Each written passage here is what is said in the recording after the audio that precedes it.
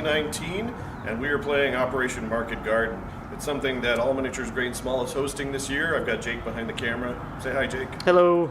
And we're here in beautiful downtown Mesa, early morning Sunday. It's day 2 of the event.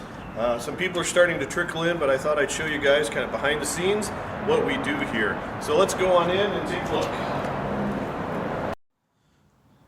All right, so here at the Mesa Utility and Conference Center, we have rented this space here, which is really nice. We've got bathrooms, a kitchen where we can store our drinks, table storage. We do lunches out here.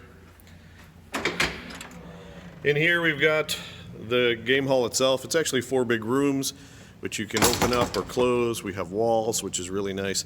And we have our tables here. As you can see, we went for a theme, all different kinds of tables provided by different players and us, capturing the terrain you would see in the Market Garden terrain, or Market Garden campaign, there we go. And then we have, this one I think is being modified. We've got some great tables here, some great themes going on. This is the Normandy mat, which I really like.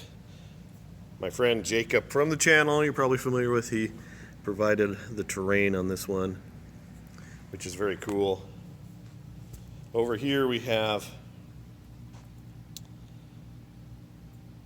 primarily Battlefront, and it just looks great.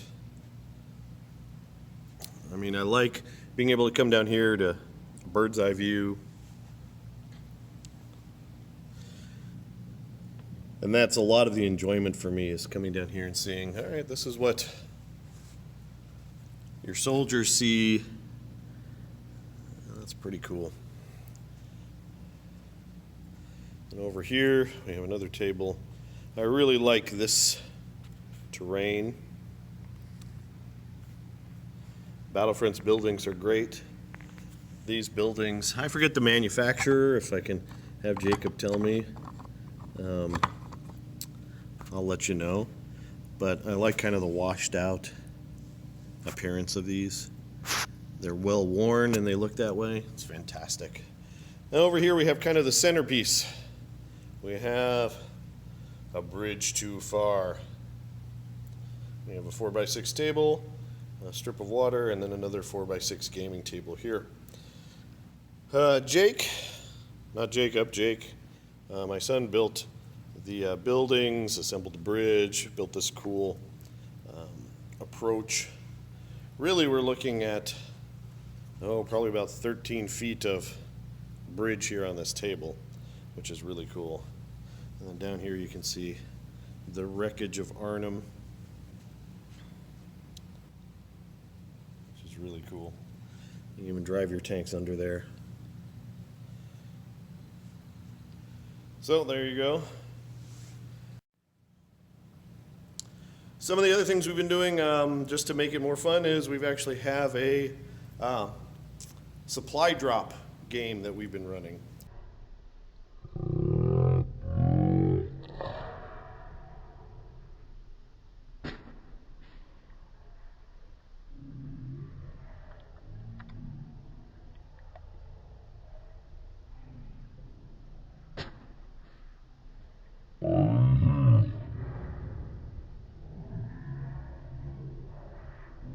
And then over here is kind of where I've been running things.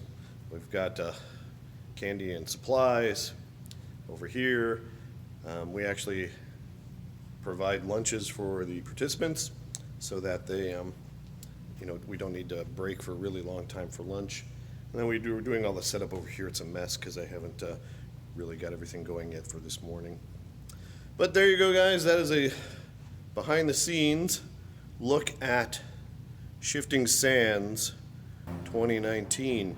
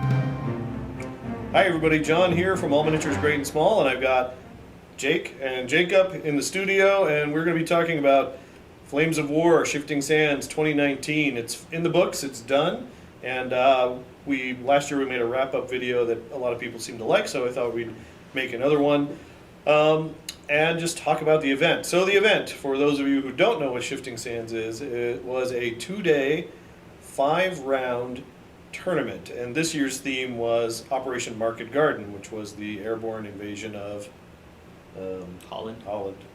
So a bridge too far. So we had British and American paratroopers. Well, no American paratroopers played actually. No. But in theory, British, lots of British. I was the only British paratrooper. You were the only British paratrooper list versus the Germans trying to get the bridge.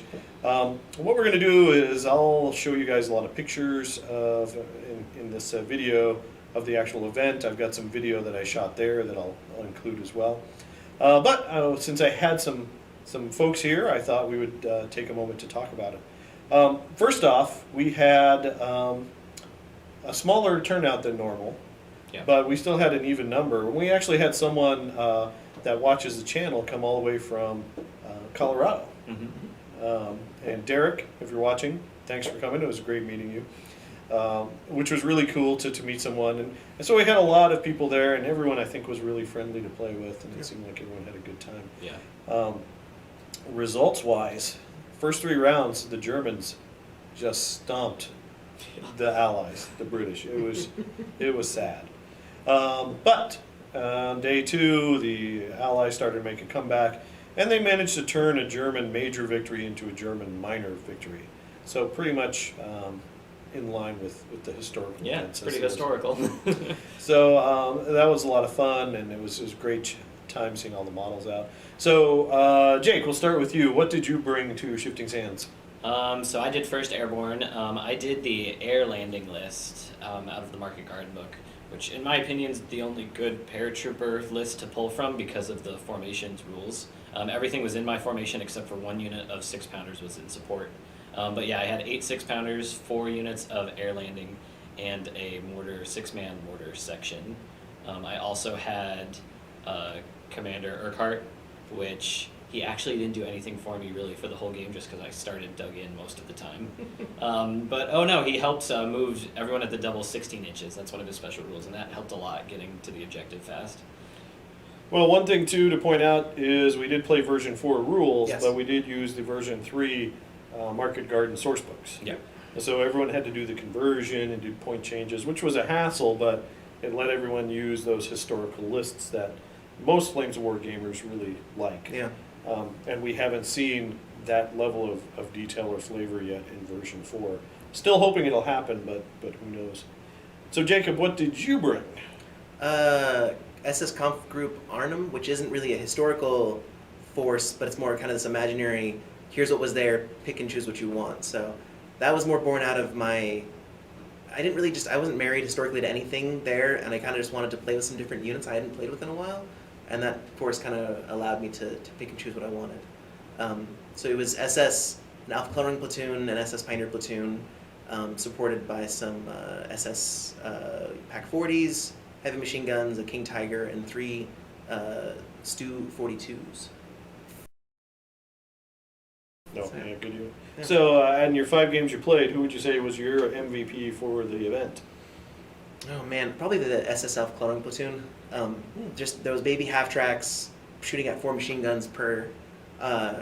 It's just when they get let loose behind someone's lines, everyone has to deal with them because it's infantry plus this little baby anti-tank rifle, and just harassing everything. I really liked it. How about you? What was your MVP? I don't know, because I had a lot of copies of the same unit. 6-pounders are amazing in late war, especially 3 shots, AT-11, firepower 4+. So I had 8 of those, so 24 shots, which scared the tanks, but probably just the humble air landing platoon is what did the work. Yeah, those 6-pounders are great, even regular Tigers.